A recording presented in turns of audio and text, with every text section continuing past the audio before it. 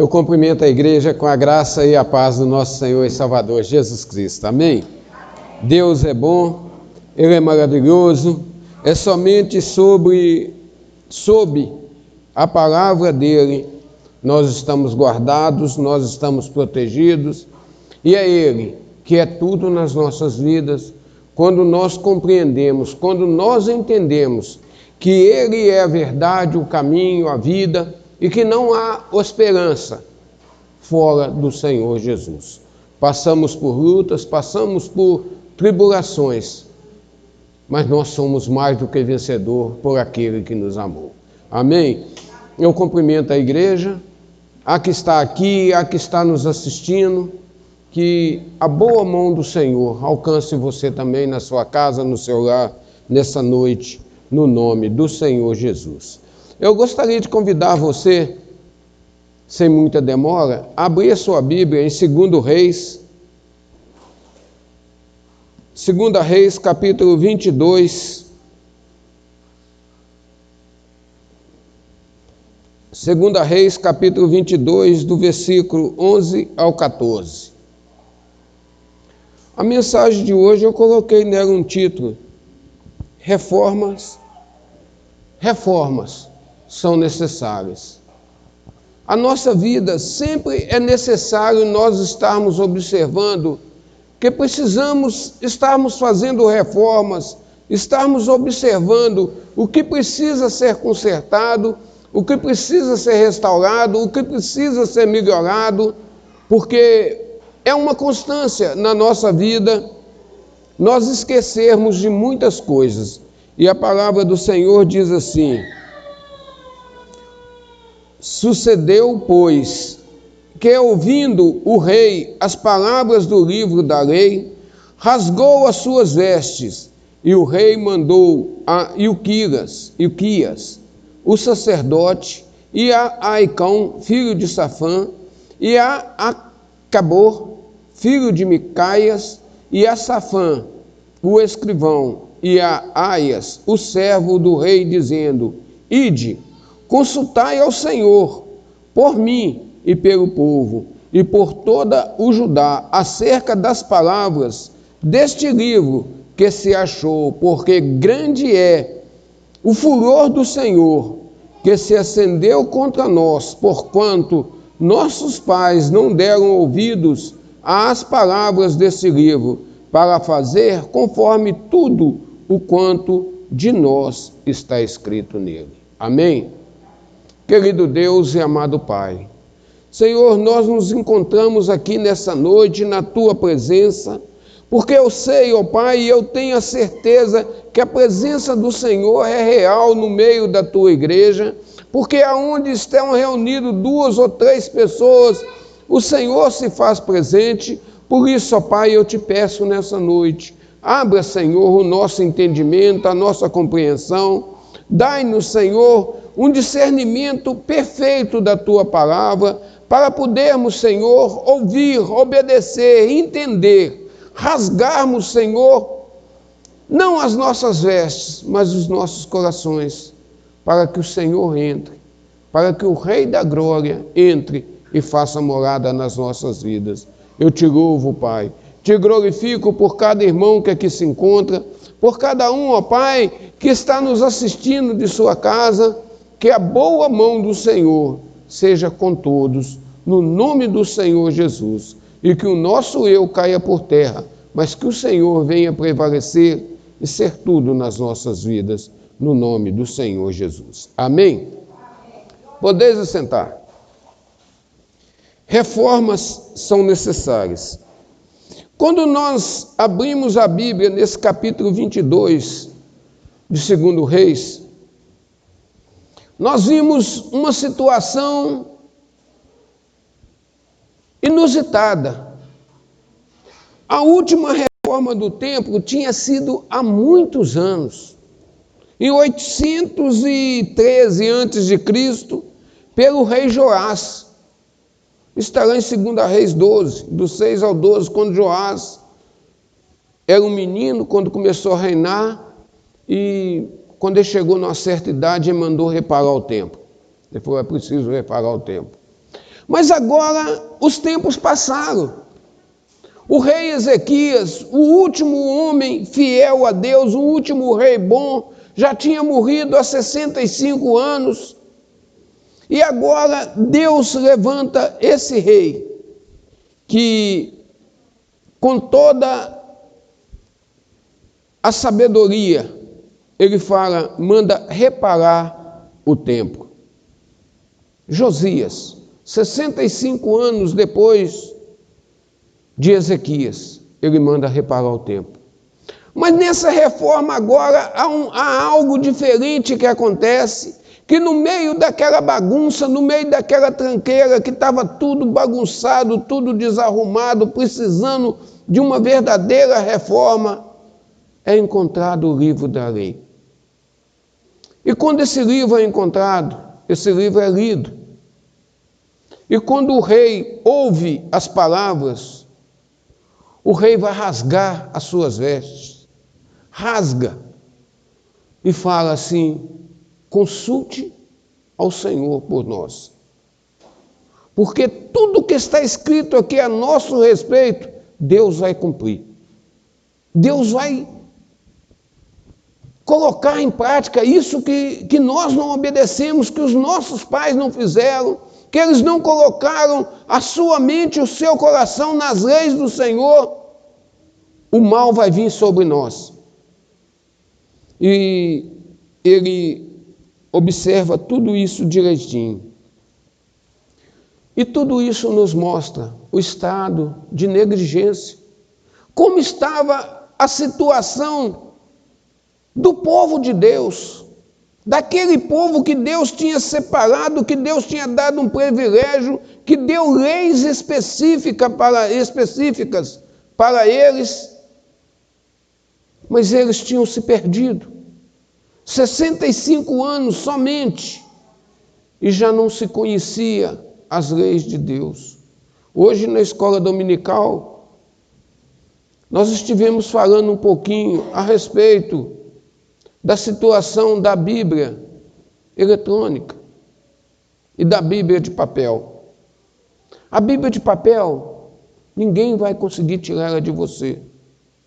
Mas essa eletrônica, à medida que os costumes vão mudando, essa nova geração que está vindo aí, já não querem mais carregar uma Bíblia de papel, uma Bíblia normal, tradicional, querem estar com ela somente no smartphone, no telefone. E à medida que o tempo for passando, que a situação for prolongando por mais tempo, essa daqui vai ser praticamente esquecida. Porque a praticidade de usar a Bíblia num telefone é muito grande. E o que vai acontecer se de repente, igual sempre foi na história, tentaram queimar as Bíblias, tentaram acabar com a palavra de Deus? Quando tudo estiver na base da eletrônica, alguém ligar para o provedor e falar assim, olha, desliga, acabou. Não queremos mais que a população tenha a palavra de Deus. Como ficará os nossos netos, bisnetos, a geração que for vir depois de nós? Será se vai acontecer como no dia de Euquilas, que alguém achou uma cópia e quando leu, ele falou, misericórdia. Tudo isso vai acontecer conosco, porque os nossos pais negligenciaram. Talvez esses pais sejam nós, da nossa geração hoje. Talvez seja nós, que daqui a 30, 40, 50, 60 anos, aqui foi 65, alguém vai achar uma Bíblia de papel e falar assim, olha, o que é isso? Que livro velho é esse aqui? E quando colocar a mão nele, vai observar a situação que o mundo vai estar vivendo naqueles dias, naquela época. Porque esqueceram da palavra de Deus. A palavra foi negligenciada, foi deixada de lado. O estado da situação, no versículo 8, vai nos dizer como que estava. E então disse o sumo sacerdote Ilquias ao escrivão Safã, achei o livro da lei na casa do Senhor. E Ilquias deu o livro a Safã e ele o leu. É incrível, a palavra de Deus é viva. E quando se acha a palavra de Deus, quando se encontra essa palavra de Deus e põe no coração de ouvir, observar, prestar atenção em tudo que está escrito nela, ela transforma a vida, ela muda, as reformas vão acontecer, tudo que é necessário ser feito vai acontecer. Quando nós olhamos isso, tudo isso, provavelmente, parte do livro que eles acharam da lei, a parte que foi lida, talvez seja Deuteronômio. Talvez seja Deuteronômio, mas isso causou um grande impacto e emoção no rei. Foi a condenação da idolatria. O que mais chamou a atenção do rei foi a condenação à idolatria. O estado que estava o país, o estado que estava a nação, cada um seguindo um Deus diferente, queimando incenso a tal Deus, a um, a outro, debaixo de toda árvore, por todos os cantos, mas o verdadeiro Deus esquecido. Talvez Josias tenha visto isso, um pecado que havia assumido grandes proporções naqueles dias, e não é diferente nos nossos dias. Se você prestar atenção, tem muita pessoa que está dentro da casa de Deus, tem ouvido a palavra dia após dia, mas tem ídolos. Tem colocado ídolos no seu coração, ídolos de cantores, entre aspas, evangélicos, ídolos de todo tipo de coisas, ídolos do lar, ídolos materiais, financeiros, todo tipo de ídolos, muitos têm colocado. E se nós olharmos a nossa situação hoje, não é diferente daquelas dos dias de Josias. Talvez ele tenha achado, a parte que foi lido para ele, foi Deuteronômio, capítulo 6, do versículo 13 ao 15. Talvez tenha sido essa parte que foi lida para ele, Deuteronômio 6, do 13 ao 15, diz: o Senhor teu Deus temerás, e a ele servirás, e pelo seu nome jurarás. Não seguireis outros deuses, os deuses dos povos que houver à roda de vós, porque o Senhor teu Deus é um Deus zeloso no meio de ti, para que a ira do Senhor teu Deus se não acenda contra ti e te destrua de sobre a face da terra. Talvez ele tenha, a parte que foi lido para eles, essa parte estava junto, e ele olhou a situação, a idolatria que estava, e ele agora vai assustar e vai rasgar as suas vestes. Aqui nós vemos o real efeito da palavra de Deus.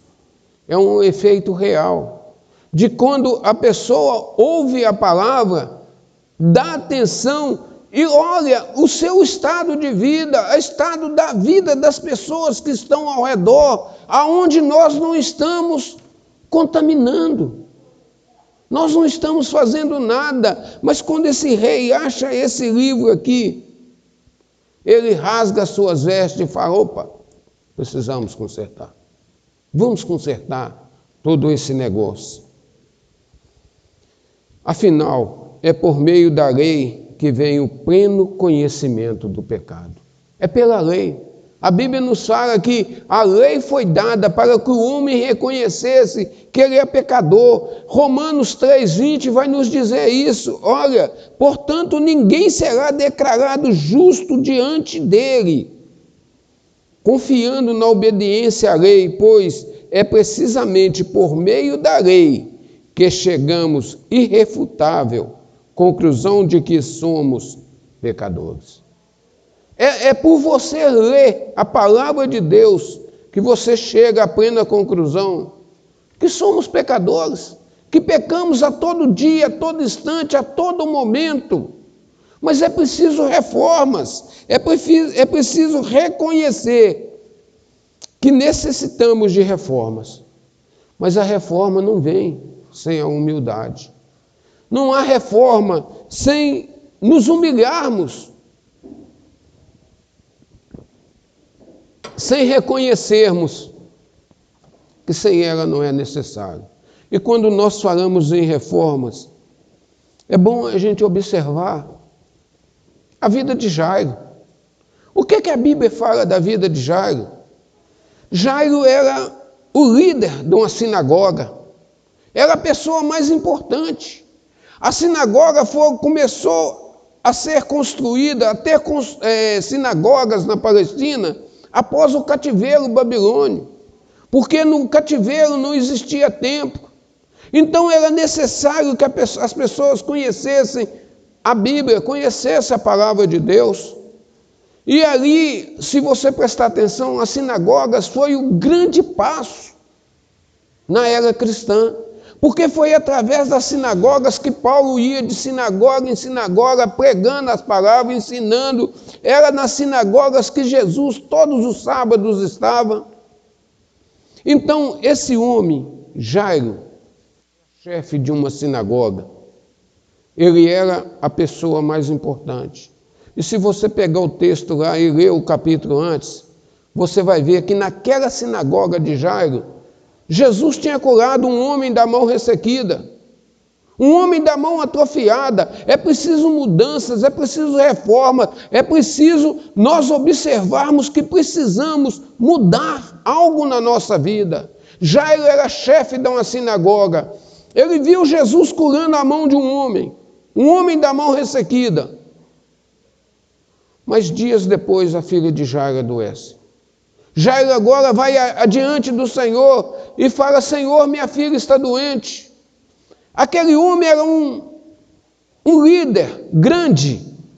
Ele sabia que a partir daquele instante que Jesus curou a mão daquele homem, a mão ressequida, aquela mão atrofiada, a Bíblia fala que os judeus, os fariseus, os saduceus, os helenistas, começaram a procurar um motivo para matar Jesus. Jairo agora vai contra a contramão do tempo. Ele vai agora até diante do Senhor Jesus, uma coisa que por ele ser líder da sinagoga, ele estava indo contra todos os religiosos da sua época. Mas agora ele sai e vai atrás de Jesus. Ele quer uma reforma na vida dele. Ele vai atrás diante do Senhor, quebra todos os obstáculos que havia na frente e vai diante do Senhor e fala: Senhor, minha filha está doente. Jesus fala: eu vou lá curá-la. Eu vou lá curá-la. Jairo deve ter...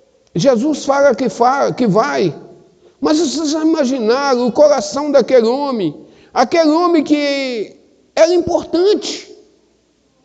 Talvez tudo acontecesse na vida dele, a hora que ele queria. Ele só falava e tinha alguém para atender os pedidos dele, suprir as necessidades dele. Mas agora ele vai até Jesus e fala: Senhor, minha filha está doente, preciso que o Senhor vá. Jesus fala assim: eu vou. Mas no meio do caminho, Jesus para. Uma mulher vai tocar no Senhor Jesus com fluxo de sangue. Há 12 anos, aquela mulher estava desesperada. Talvez a sua situação seja a mesma de Jairo, a mesma dessa mulher, do desespero. Mas é preciso uma mudança, é preciso uma reforma no nosso jeito de pensar, de agir, de falar e de tudo mais.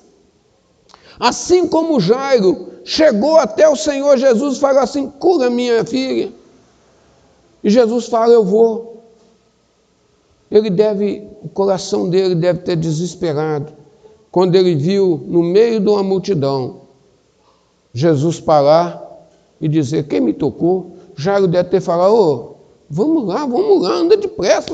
Você está parando aqui para atender para perguntar isso? Como deve ter sido a reação de Jairo? Talvez o seu problema é tão grave quanto o do Jairo. Ou talvez como daquela mulher do fluxo de sangue de 12 anos, já tinha gastado tudo, não havia esperança, não havia jeito mais. Mas o Senhor vai falar assim: olha, alguém me tocou, de mim saiu virtude. Os discípulos vão falar: Senhor, mas tem tanta gente. Ele fala: não, mas alguém me tocou. Houve algo diferente. E Jesus fica parado. E Jesus parado e Jairo desesperado. Jairo desesperado: oh, minha filha está lá, a dona já aconteceu, tal. E quando a mulher se declara, Jesus vai abençoar a vida dela e ela vai, mas Jairo desesperado. Mas pouco instante depois chega alguém para desespero maior de Jairo. Olha, sua filha morreu. Sua filha morreu. Jairo deve ter, não perturbe mais o mestre, sua filha já morreu. Ele não pode fazer mais nada. E Jesus vira para Jairo e fala: olha, tenha fé. Somente creia. E muitas das vezes nós estamos nessa situação, nós temos passado por lutas, por tribulações desse mesmo jeito. Mas se a reforma, se a mudança, se crermos se nós não crermos que o que o Senhor prometeu, Ele é fiel para cumprir, se Ele falou que ia, eu vou lá, eu vou curar a sua filha, Jairo deve ter ficado desesperado, o coração ardente, mas ali. E quando aqueles de plantão dizem: olha, sua filha já morreu, acabou a esperança. Não perturbe mais o mestre. Talvez você tenha passado por uma situação dessa, onde as esperanças, tudo está contra você. Mas é preciso confiar, é preciso tirar a máscara, é preciso mudar. E Jesus segue com Jairo. Mas quando chega na casa, uma outra comitiva já estava esperando. Já estava um culto fúnebre. O pau comendo ali, aquelas mulheres contratadas para chorar já estavam ali chorando. O pessoal já estava todo reunido. Não tem mais jeito. Jesus separa somente as pessoas de fé. Pedro, Tiago, João, o pai e a mãe da menina. E entra no quarto. Não existe morto que quando o Senhor dá uma ordem que não tem que se levantar.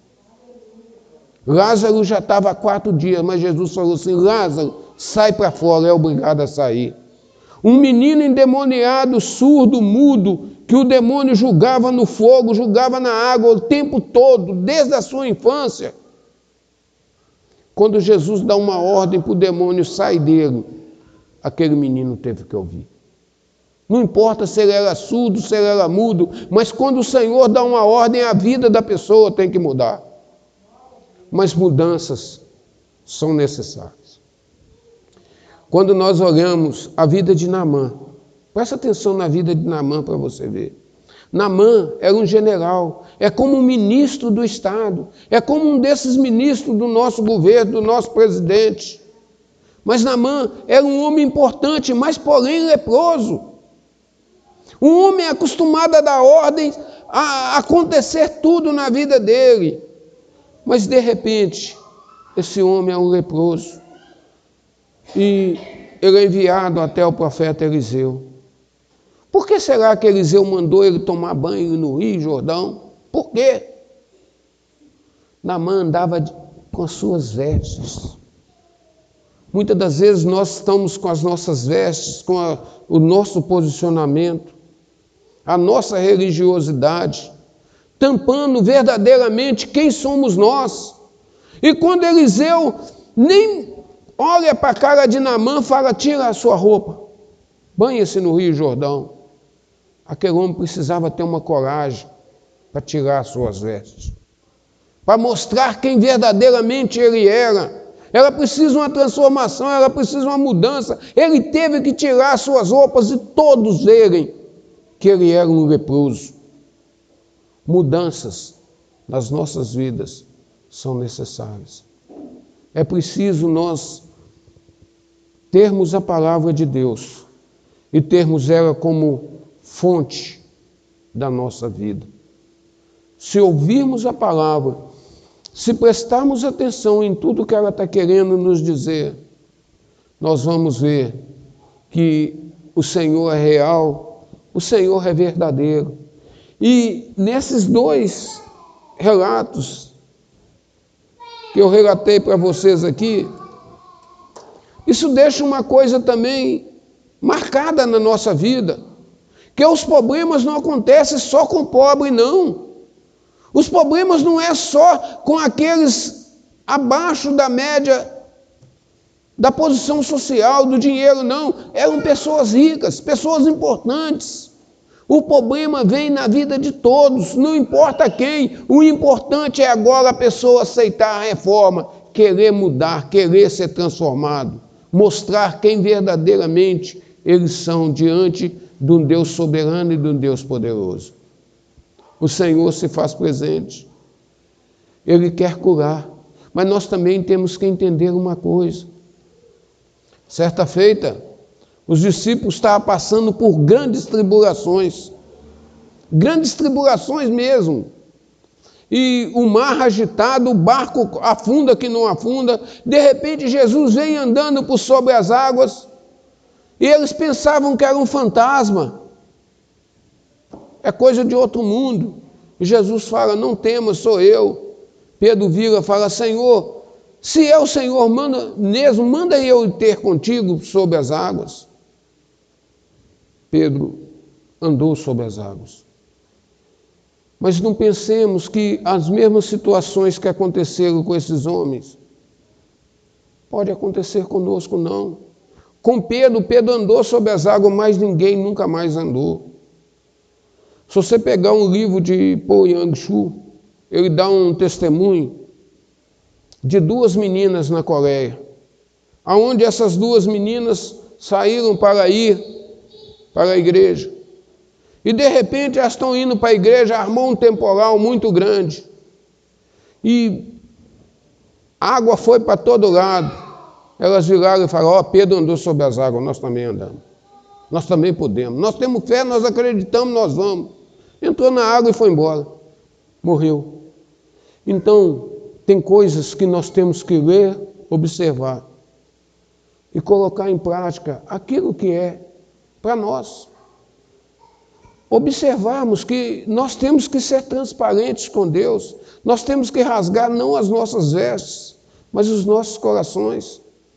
O Senhor está voltando, mas Ele quer voltar para buscar agora uma igreja transformada, uma igreja diferente, um povo que não tem vergonha de chegar diante do Senhor e falar, Senhor, me cura, me sara, Senhor. Eu não tenho forças para as mudanças que eu preciso. Para a reforma que é preciso ser feita na minha vida, eu não tenho forças, mas se o Senhor quiser, se o Senhor me abençoar, eu quero ser um vaso nas tuas mãos. Eu quero ser, Senhor, um vaso de honra. E isso é o que tem faltado no meio do povo de Deus, é o querer as mudanças, querer as reformas. Temos corrido tanto atrás de tantas coisas e esquecemos do principal. E não vemos quanto o Senhor tem falado conosco. Quando Jesus foi falar de humildade, Ele vai falar assim, olha, a humildade é a porta de entrada no reino dos céus. Humildade, ser humilde, reconhecer que é pecador, que é falho. Temos que reconhecer. E quando ele foi falar das bem-aventuranças em Mateus 5, versículo 3, ele inicia as bem-aventuranças dizendo, bem-aventurado os humildes de espírito, porque deles é o reino dos céus. É aquele que se humilha, é aquele que compreende que precisa ser mudado, que precisa ser transformado, que precisa de uma mudança completa. A porta de entrada do reino também é conhecido como o nosso reconhecimento da plena dependência de Deus. Se você reconhecer que você precisa da plena dependência de Deus para tudo na sua vida, você vai ver que as portas do reino estão abertas para você. reformas são necessárias para corrigir a nossa visão. Reformas são necessárias. É preciso, muitas das vezes, a gente tem um entendimento de uma coisa, mas é preciso a gente parar. É preciso a gente parar, é preciso a gente ver, será se isso que eu estou fazendo realmente é a coisa certa? E quantas das vezes nós paramos e nós vimos que nós estamos errando, nós estamos longe do centro da vontade do Senhor, por nossa arrogância, por nossa, como vamos dizer assim, eu não vou fazer isso não. Do jeito que eu estou fazendo está bom. O Senhor está satisfeito comigo, do jeito que eu sou. Eu estou indo na igreja todos os domingos. Eu tenho ouvido o sermão do pastor. Eu tenho ouvido a mensagem. Estou salvo. Mas não se humilhou ainda. Não compreendeu que é necessário nascer de novo. É necessário uma mudança, é necessário uma transformação. Se está indo por aqui, é preciso voltar. É ter uma volta. As ações do rei evidenciam um verdadeiro arrependimento, o qual, antes de tudo, faz rasgar o coração e não as vestes. Quando nós olhamos o que Joel vai falar, Joel 2,13, ele disse: dilacerai o vosso coração, e não as vossas vestes, como de costume. Retornai com todo o vosso ser para Yahvé, o nosso Elohim, Deus, enquanto Ele é tardio em irar-se e magnânimo em misericórdias, compassivo, paciente, todo amor, e é capaz de arrepender-se e suspender a desgraça prevista. Se voltamos para o Senhor, a desgraça prevista é o quê? É o inferno. A desgraça prevista, meu irmão, é você perder a comunhão eterna com o Senhor. É o Senhor falar assim: olha, acabou. É quando a morte vem e se a pessoa não tomou essa posição, ele está perdido, não há recuo, não há como mais sabermos que o Senhor venceu a morte para nós. A morte é o único inimigo a ser vencido, mas vai ser lançado também no lago de fogo. E lá, só ela. Se você entendeu, se você compreendeu a palavra de Deus, se você reconhecer que é pecador, que é falho e que necessita, essa segunda morte não tem acesso à sua vida.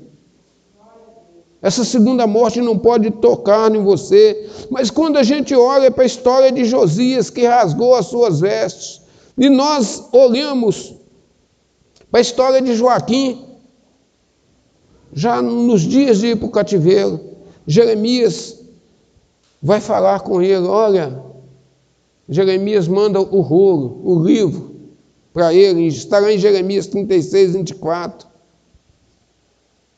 Aquele homem não se atemorizou. Não se atemorizaram, não rasgaram as vestes, nem o rei, nem nenhum dos seus servos, que ouviram todas aquelas profecias de advertência. Jeremias vai avisar para o rei: olha, suas atitudes estão erradas, muda, conserta isso. Eles não ouviram. Antes, o que Joaquim vai fazer? Ele pega um canivete, rasga a palavra de Deus, rasga o rolo e joga no fogo. Joga no fogo. O rei queimou o rolo. Nada de humildade. Humildade é uma graça. Humildade é uma graça. Aquela pessoa que é humilde é uma graça, é uma dádiva, é um presente de Deus para a vida dela. Mas quando ela descobre quando nós descobrimos que nós somos humildes, nós acabamos de perder a humildade. Deixou de existir. A humildade só existe enquanto você reconhece todas as coisas e você se anula. Mas humildade também não é nós nos depreciarmos diante dos outros. Chega diante de qualquer pessoa, você chegar e fala: ai, eu estou mal, é isso, é aquilo. Ou uma pessoa fala assim: olha para você ver, meu irmão, o carro que eu comprei, a casa que eu consegui. a casa que eu tenho, o que Deus tem feito na minha vida, olha para você ver. E a pessoa vira e fala assim: ah, amor, quem sou eu? Isso eu não posso ter, não. Isso é só você. Isso é só você que pode ter. Isso não é humildade, isso é inveja. Isso é inveja reprimida. Isso é como se diz, é olhar o que o outro tem e desejar para si, é uma falsa humildade. E nós temos que olhar isso. Isso é orgulho, inveja. E a inveja é um dos pecados mais velhos do mundo. A inveja é a falsa, o orgulho. É um dos pecados mais antigos. Foi isso que fez Lúcifer cair. Foi isso que fez Adão cair lá no paraíso, no Éden. Foi a causa da queda de Adão. Foi a experiência de Senaqueribe. Senaqueribe, quando cercou Jerusalém, ele manda um recado e vai avisar: olha, qual foi o Deus das nações ao redor que eu não venci? Qual foi o Deus que conseguiu lutar contra o meu exército? E Deus manda um recado para Josafá e fala assim: oh, fica tranquilo.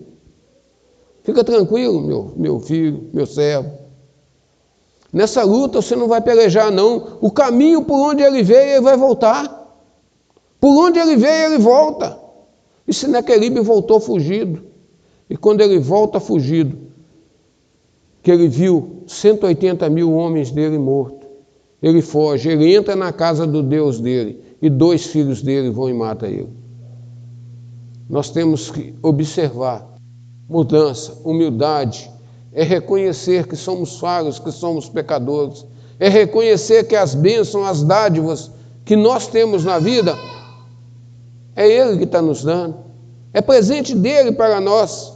Quando nós olhamos também para a vida de Nabucodonosor, em Daniel 4:30 ao 33, você vai ver, Nabucodonosor sobe no palácio dele, palácio real, e olha o jardim suspenso das Babilônias e fala: veja, que magnífico o que eu fiz.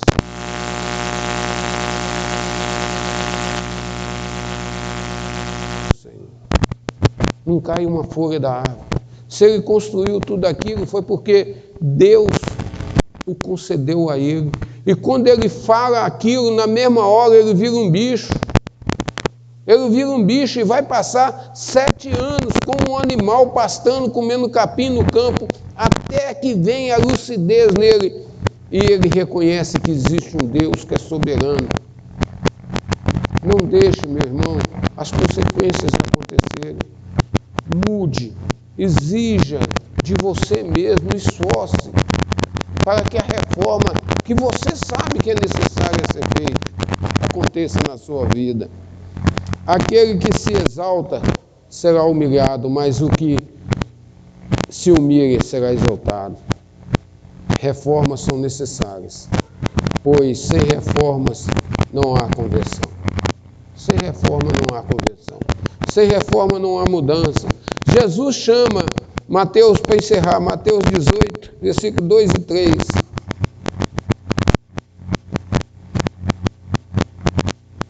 Jesus chama uma criança, colocou-a no meio deles e disse: em verdade vos digo, que se não vos converterdes e não vos tornardes como criança, de modo algum entrareis no reino dos céus.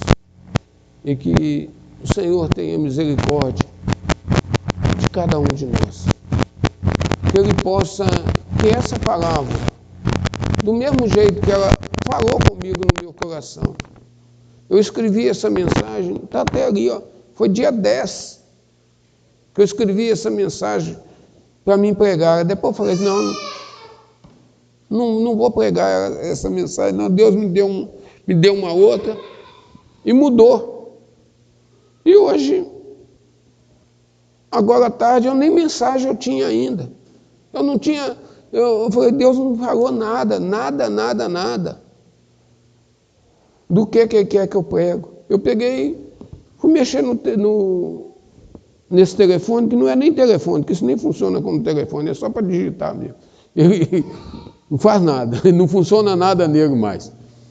Aí eu tornei a olhar essa mensagem e falei assim, não, é aqui que Deus quer que hoje é o que nós vamos estar falando. E que essa mensagem possa ficar no seu coração e que você possa entender que não é chamando a atenção de ninguém, não. Primeiramente de mim mesmo. Porque muitas das vezes a reforma tem que começar na gente, para que a gente entenda que nós temos que ser luz, nós temos que ser sal, nós temos que ser bênção na vida dos outros, mas ensinando a palavra de Deus. Amém? E que o Senhor vos abençoe poderosamente e que essa palavra fique no coração de cada um de vocês, no nome de Jesus. Amém?